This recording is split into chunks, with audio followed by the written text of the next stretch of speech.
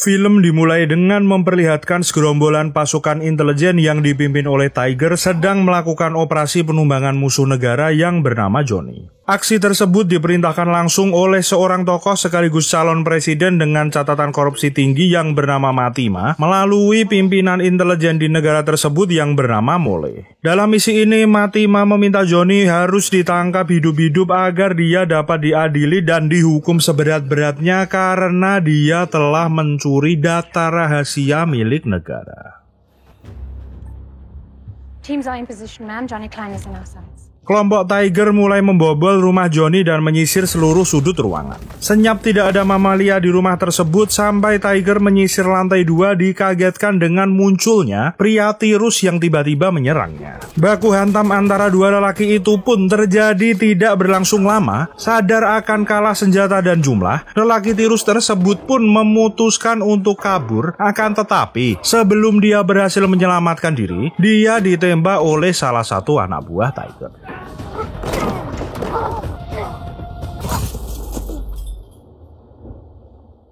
Timbulnya korban nyawa dan gagal menemukan Johnny membuat Mole melontarkan kata-kata kotor kepada Tiger karena timnya telah mencatut nyawa orang yang tidak bersalah. Pun Mole menemui anak buahnya yang bernama Gemini untuk melacak keberadaan Johnny agar dia dapat ditangkap secepatnya.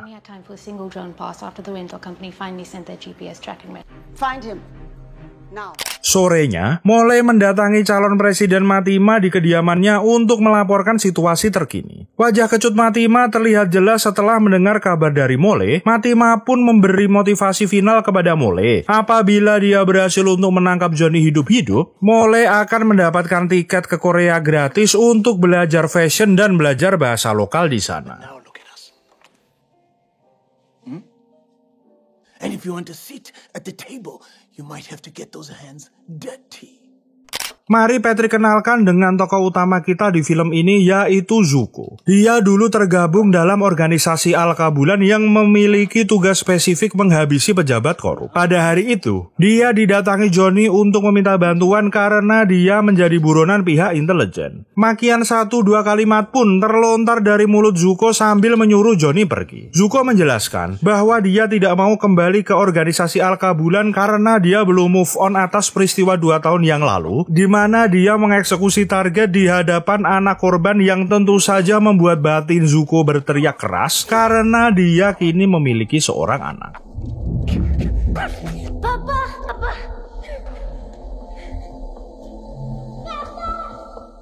Pagi itu, Zuko dan calon istrinya yang bernama Malime mengantarkan anaknya ke sekolah. Perlu diketahui, anaknya yang bernama Burni ini adalah anak dari Zuko dan mantan istrinya dulu. Sesampainya di sekolah, Zuko berpesan kepada Burni untuk belajar yang giat agar kelak dia dapat hidup tanpa bergantung dengan orang lain. Beralih ke markas badan intelijen, anak buah Mole pun mengerahkan semua teknologinya yang mereka miliki untuk mencari keberadaan Johnny. Dalam hitungan beberapa menit, mereka dapat mengidentifikasi keberadaan Johnny yang kini sedang berada di dalam salah satu kamar Hotel Srikandi. Di dalam kamar tersebut, Johnny memberikan pesan kepada seorang wartawan yang bernama Mike untuk bertemu dan menyerahkan data tentang kebusukan Matima. Di sisi lain, pada waktu yang bersamaan, badan intelijen telah berada di lobi untuk menyergap Johnny, akan tetapi Johnny terlebih dahulu keluar dari ruangannya dan pergi ke tempat Zuko bekerja dengan dibuntuti beberapa orang dari badan intelijen.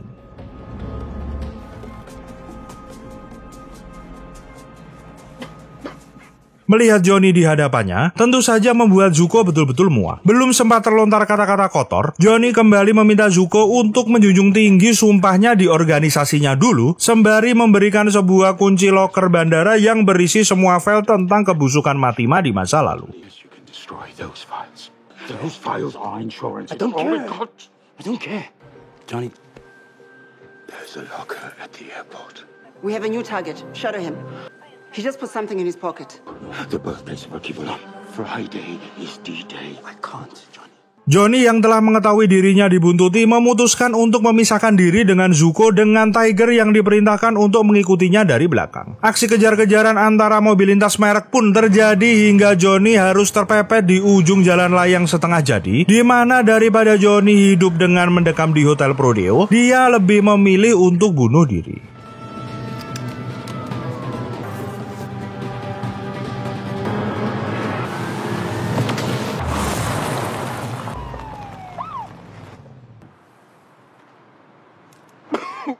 Ivan.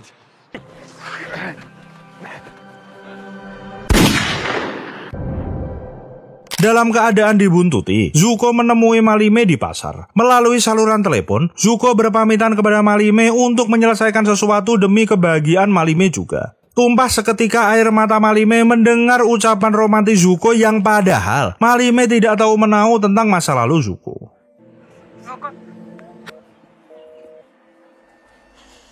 Singkat cerita, Zuko menuju ke bandara untuk mengambil berkas yang disimpan oleh Johnny. Setelah badan intelijen melihat barang bukti tersebut dibawa oleh Zuko, pihak intelijen pun memerintahkan agen lapangannya untuk mengamankan Zuko. Di ruang kosong, anak buah Mole mencoba menganiaya Zuko, akan tetapi Zuko dengan arogan menyerang balik bak pembunuh berdarah dingin lalu melarikan diri. Melihat Zuko keluar ruangan, anak buah Mole yang lain pun mengejar Zuko, di mana pria mirip Black Panther ini dapat menyelamatkan diri dari kejaran mereka dengan masuk ke sebuah minibus.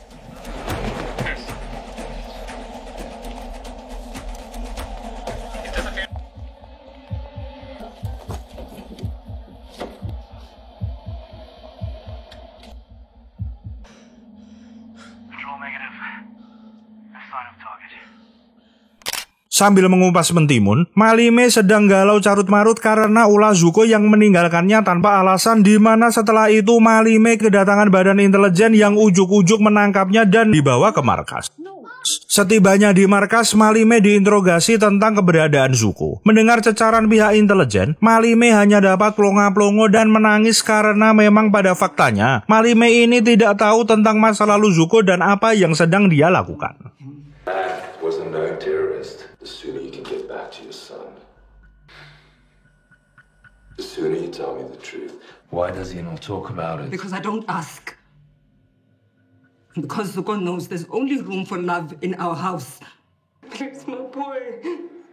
Mole kembali mengunjungi rumah Matima untuk melaporkan perkembangan misi. Kurang puas dengan hasilnya, Matima pun mengancam Mole dengan akan menyebarkan aib dari mendiang ayahnya yang semasa hidupnya mendapatkan kekayaan dari korupsi timah. Mendengar hal tersebut, Mole hanya bisa lemas dan pergi keluar dari kediaman Matima. And so, Wutua, the apple does not fall. Tick tock. Tick fucking tock, Mo! Singkat cerita, Zuko telah sampai di tempat kerjanya. Dia pun membongkar tas yang diambil dari bandara dan mendapatkan handphone dan sebuah peta menuju ke Maseru. Melihat tujuan yang dapat dijangkau melalui jalur darat, Zuko memutuskan untuk menggunakan motor di tempat kerjanya untuk menuju ke lokasi tersebut.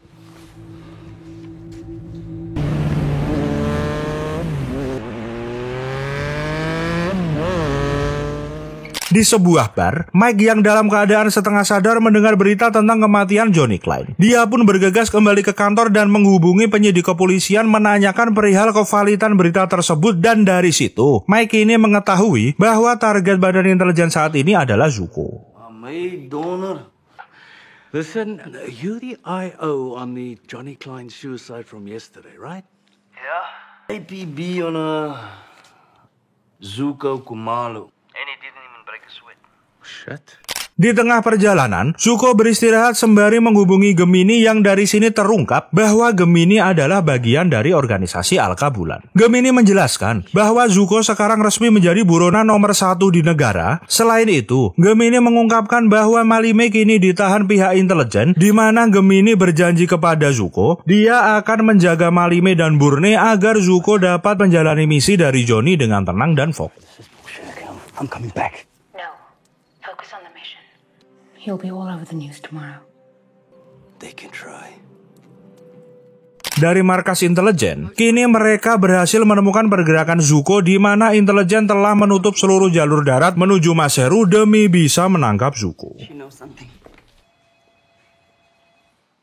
Sementara itu di kantor jurnalis, Mike terlihat happy melihat tulisannya tentang Johnny dan Zuko terbit di halaman depan. Dari sini kita mengetahui bahwa Mike adalah jurnalis senior yang karirnya dikebiri oleh Matima 4 tahun yang lalu karena dia telah mencoba membongkar kebusukan Matima, dan kini ia yakin dengan pengorbanan Zuko saat ini, kebusukan Matima akan terbongkar ke publik sebelum dia terpilih menjadi presiden. But after that message I got from Klein, I reckon we are back in the game. Di saat mengisi bensin, Zuko diberi saran untuk mengganti rutenya karena di jembatan depan sudah dipenuhi oleh polisi yang bersiap menangkapnya. Akan tetapi, petugas swalayan yang melihat keberadaan Zuko di depan matanya lalu melaporkan ke polisi tepat setelah Zuko meninggalkan tempat pengisian bensin tersebut.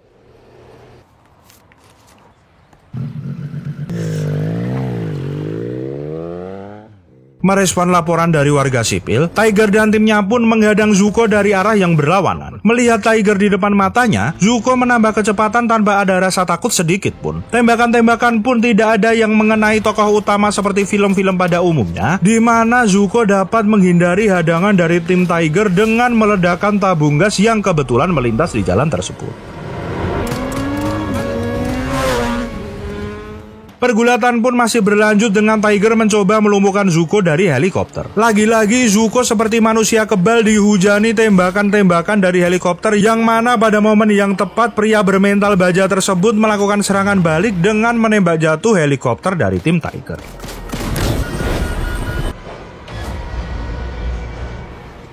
Sementara itu di markas intelijen, Gemini mengungkapkan kepada Malime bahwa dia adalah teman baik dari Zuko. Gemini meminta Malime untuk tenang dan bersiap melarikan diri ketika momen tersebut telah tiba. Akan tetapi, keluar dari ruangan tersebut penyamaran Gemini terungkap dan diamankan oleh anak buah Mole. Dua orang laki-laki terlalu menganggap remeh Gemini. Dengan mudah dia dapat menghajar dua laki-laki tersebut lalu mengajak Malime keluar. Untuk memperlambat gerakan anak buah Mole, Gemini menembaki pintu keluar, akan tetapi Malime yang tidak terbiasa dengan kegiatan parkur harus terpeleset dari atap gedung dan wafat seketika. Melihat Malime yang tewas, membuat Mole memerintahkan anak buahnya untuk menangkap Borne yang nantinya Borne akan dijadikan tawanan pihak intelijen agar Zuko tidak menyebarkan kezoliman dari Matima ke masyarakat luas. Singkat cerita, Zuko mendekati markas Tiger untuk menghabisi semua orang yang ada di sana. Dengan menyelinap, Zuko dapat melumpuhkan hingga tersisa Tiger dan seorang pilot helikopter. Pergelutan pun lagi-lagi terjadi antara Zuko dan Tiger. Pertukaran pukulan antara dua manusia beda benua ini berlangsung cukup imbang hingga pada momen yang tepat Zuko dapat membuat jatuh Tiger. Di mana kesempatan untuk membunuh Tiger tidak Zuko gunakan, dia lebih memilih kabur menggunakan helikopter menuju ke Maseru daripada harus membunuh Tiger. Am I gonna need this? So fly! Yes, sir. Di sisi lain, Mole mendatangi rumah seorang mantan presiden Afrika yang bernama Tandiwe setelah dia mendapatkan kabar bahwa Tandiwe ini terlibat di situasi ini. Mole mengkonfirmasi keterlibatan Tandiwe di mana dia terang-terangan akan membongkar kekejian Matima melalui Zuko dan dia akan memberantas semua pejabat korup yang akan mencoba memimpin negerinya. Mendengar hal tersebut, Mole naik pitam dan gelap mata menselengkat kepala Tandiwe hingga tewas. They're a rogue agent. The hat of the hand.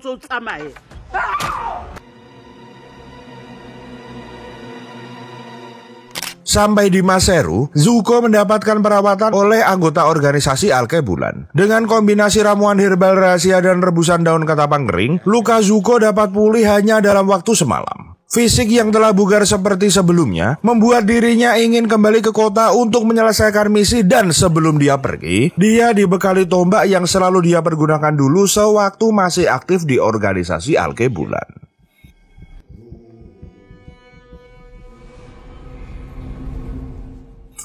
Di tengah perjalanan, Zuko menghubungi Gemini yang mana HP-nya dipegang oleh Mole. Mole menjelaskan kepada Zuko apabila Malime telah meninggal dan kini Borne ada di tangannya. Mole pun menawarkan pertukaran. Dia akan membebaskan Borne apabila Zuko bersedia memberikan berkas dari Johnny. Is the boy secure?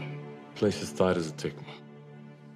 Keesokan harinya, Zuko menghubungi Mike untuk mengajak bertemu. Di tempat tersebut sudah ada Gemini yang mana Gemini langsung meminta maaf apabila dia tidak dapat menyelamatkan Malime dan Borne yang kini ditahan oleh pihak intelijen. Mendengar kabar tersebut, Zuko hanya bisa meratap sesaat. Zuko pun memberikan berkas dari Johnny kepada Mike yang mana terdapat banyak bukti dari kerjasama Matima, dari perdagangan senjata ilegal, sampai transaksi keuangan yang sering Matima gunakan untuk menyewa LC dari benua lain. Melihat situasi informasi terkini, Gemini berasumsi bahwa Bourne kini disekap di kediaman Matima. Alhasil pada malam harinya pun Zuko menyelinap ke kediaman Matima dengan membunuh mayoritas penjaga.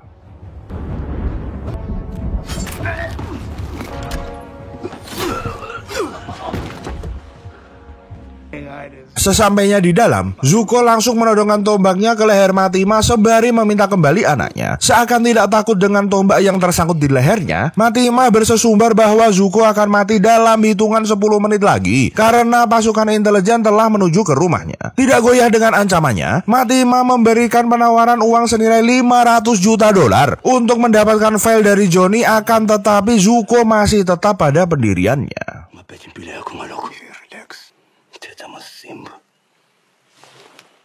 Tiger beserta timnya pun datang dan menyisir tiap sudut rumah sementara Tiger bergegas menyelamatkan Matima. Di dalam gelapnya malam, Zuko menyambit satu persatu anak buah Tiger lalu naik menemui Tiger dan Matima untuk membuat perhitungan.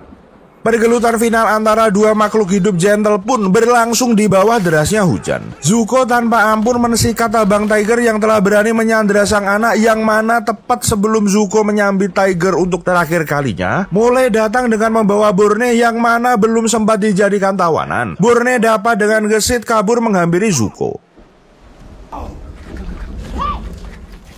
Matima pun memerintahkan Mole untuk membunuh Zuko. Akan tetapi Mole yang telah mual dengan Matima yang selalu mengungkit kejadian masa lalu ayahnya pun lebih memilih menembak Matima, dan setelahnya Mole pun harus terbunuh di tangan Gemini. You know too much. You good?